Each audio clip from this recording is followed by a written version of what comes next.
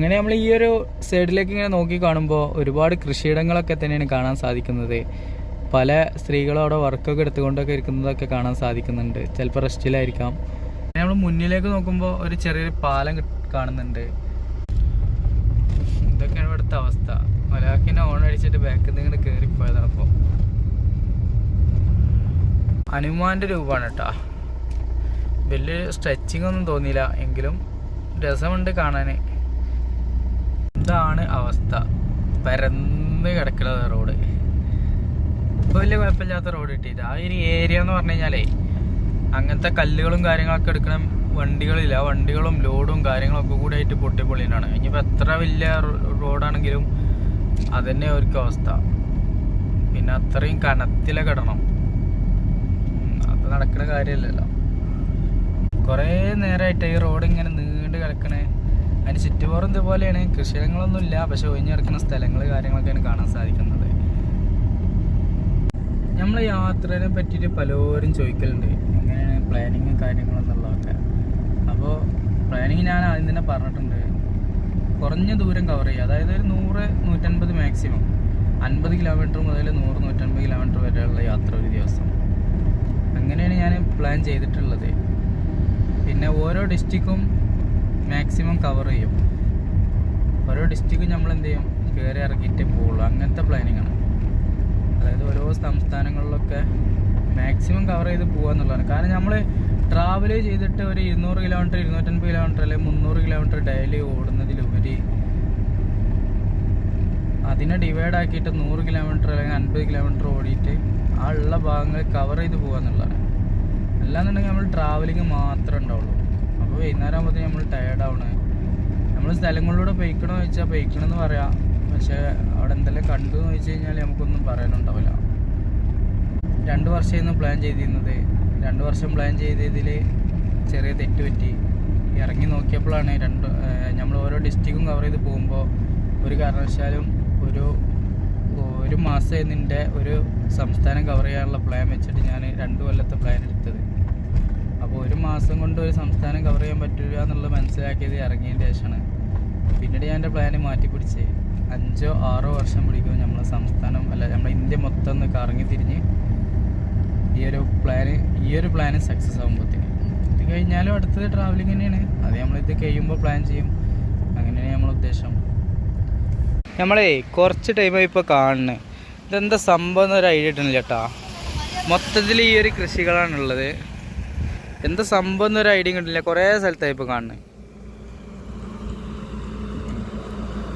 Cabbage ആണോ അതോ cauliflower ആണോ അങ്ങനെ എന്തോ ഒരു സാധനമാണെന്ന് തോന്നുന്നത്. കറക്റ്റിന് പിടുത്തം കിട്ടണില്ല. അറിയണവരുണ്ടെങ്കിൽ കമൻറ്റിലൂടെ അറിയിക്കിട്ടാ. ഇവിടെ ഉണ്ട്. പിന്നെ ഇങ്ങനെ ഈ സൈഡിലേക്കൊക്കെ നോക്കിക്കഴിഞ്ഞാൽ ഇവിടെ കാണാൻ സാധിക്കുന്നുണ്ട് ഈ കളത്തിൽ. പിന്നെ വരുന്നിടത്തൊക്കെ കണ്ട് എന്താണെന്ന് ഒരു ഐഡിയ കിട്ടണില്ല. അതാ പിന്നെ പിന്നെ ഇങ്ങനെ കൂടുതൽ കണ്ടപ്പോഴേ ഒരു അത്ഭുതം, ഒരു അതിശയം. നമ്മളേ ഒങ്കോൾ എന്ന് പറഞ്ഞ സ്ഥലത്തു നിന്ന് അലകാട എന്ന് പറഞ്ഞ സ്ഥലത്തേക്കാണ് പോണത്. ഒങ്കോളും അലകാടയും കൂടി ഏകദേശം 225 കിലോമീറ്ററോളം ഡിഫറൻറ്റ് ഉണ്ട്. അപ്പോൾ 2-3 ദിവസം പിടിച്ചിട്ടുള്ള പോക്കാണ്. ചിലപ്പോൾ 2 ദിവസം എന്തായാലും പിടിക്കും. അപ്പോൾ അതിൻ്റെ ഇടയിൽ കാണുന്ന കാഴ്ചകളാണ് ഈ കാണുന്നതൊക്കെ. അതായത് നമ്മൾ വില്ലേജുകളൊക്കെ കുറേ ആൾക്കാർ ചോദിച്ച് കയറാനൊക്കെ പറഞ്ഞിട്ട്, പക്ഷേ വില്ലേജുകൾ എന്ന് പറഞ്ഞിട്ടൊരു വില്ലേജ് ഇല്ല. കുറച്ച് വീടുകൾ ഉണ്ടാവും. പിന്നെ അത് കഴിഞ്ഞാൽ കുറച്ച് കഴിഞ്ഞെടുക്കും. പിന്നെ അടുത്തൊരു കുറച്ച് വീടുകൾ കാണും. പിന്നെ അത് കഴിഞ്ഞാൽ കുറേ കഴിഞ്ഞെടുക്കും. ഇനി കുറച്ച് വീടുകൾ കൂടുതലുള്ള സ്ഥലമാണെങ്കിൽ അവിടെ എന്ത് ചെയ്യും, കുറച്ച് കടകൾ കാര്യങ്ങളൊക്കെ ആയിട്ട് ഒരു ടൗൺ പോലെ ഉണ്ടാവും. അതാണ് ഇവിടുത്തെ ഒരു സിറ്റുവേഷൻ. എണ്ണത്താ ദൂരമാണ് കേട്ടോ റോഡ് കിടക്കണത്. അത്തല്ല വരണ്ട റോഡ്. എത്ര നീളാണ് നോക്കുകയാണെ. അതേമാതിരി ബാക്കിലുണ്ട്. ബാക്കും കണ്ണെത്താ ദൂരം തന്നെയാണ്.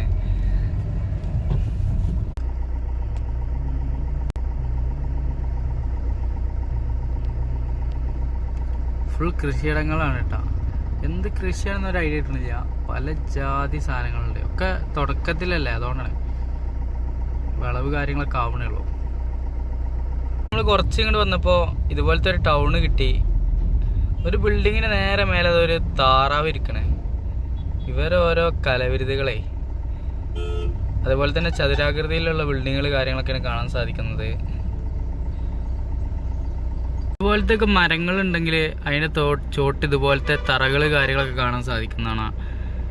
പിന്നീട് എന്തെങ്കിലുമൊക്കെ കൊടിത്തോരണങ്ങൾ കാര്യങ്ങൾ ഒന്നുകിലും മുസ്ലിംസോ അല്ലെങ്കിൽ ഹിന്ദുവോ ഏതെങ്കിലും മതസ്ഥരിത് കൈയടക്കി വെച്ചതോ ആയിട്ടൊക്കെ കാണാൻ സാധിക്കുന്നുണ്ട്. അങ്ങനെ ഇവിടെ ഇങ്ങനെ നല്ല അടക്കാപ്പായം കണ്ടിട്ടോ. ഇവിടെ ഇങ്ങനെ നല്ലൊരു അടക്കാപ്പായത്തിൻ്റെ കച്ചവടം കണ്ട് ഒരക്കയാണ് വെക്കണത്. 1.5 കിലോ 50 റുപ്യ, 3 കിലോ 100 റുപ്യ. ഇങ്ങനെ ഒരു വണ്ടി കാര്യങ്ങളൊക്കെ കാണാൻ സാധിക്കുന്നുണ്ട്. ഈ ഒരു കടയിൽ നിന്നേ ഇത്രയും ഐറ്റംസ് കിട്ടിയിട്ടുണ്ട് കേട്ടോ. അതായത് ഉഴുന്നുവടയുണ്ട്, പിന്നെ 10 രൂപക്കാണ് ഈ ഒരു സാധനം. പിന്നെ ഞാൻ കഴിഞ്ഞ പ്രാവശ്യം പറഞ്ഞ മുളക് ഇട്ടിട്ടുള്ള പരിപാടി ഇതാണ്. ഇതിലൊരു മുളകാണ് കേട്ടോ, സാധാ മുളക്. നമ്മൾ ബജി എന്നാണ് പറയുക. ഈ മുളക് നമ്മളെ നാട്ടിലത്തെ അത്ര എരിവില്ല, അതുകൊണ്ട് കഴിക്കാനൊക്കെ സുഖമാണ്.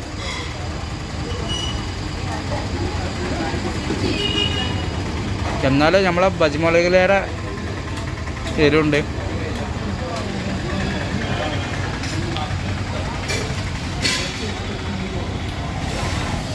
ഇങ്ങനെയൊക്കെയാണ് ഇവിടുത്തെ ചുറ്റുപാടും സാഹചര്യങ്ങളൊക്കെ. ഞാനേ അപ്പുറന്ന് ചായ മേടിച്ചിട്ടാട്ടോ ഇവിടെ കൊടുന്ന് വെച്ചിരിക്കണത്. ഇത് നമുക്കൊരു കോമ്പിനേഷനുള്ള സാധനമാണല്ലോ. അത് ഇവിടെ അങ്ങനെ ഇല്ല കേട്ടോ. ഇവരെ ജീവിത രീതി ഇങ്ങനെ ആയതുകൊണ്ട് ഇവരങ്ങനെ ശീലിച്ചു പോയി. നമുക്ക് ചായ മസ്റ്റല്ലേ.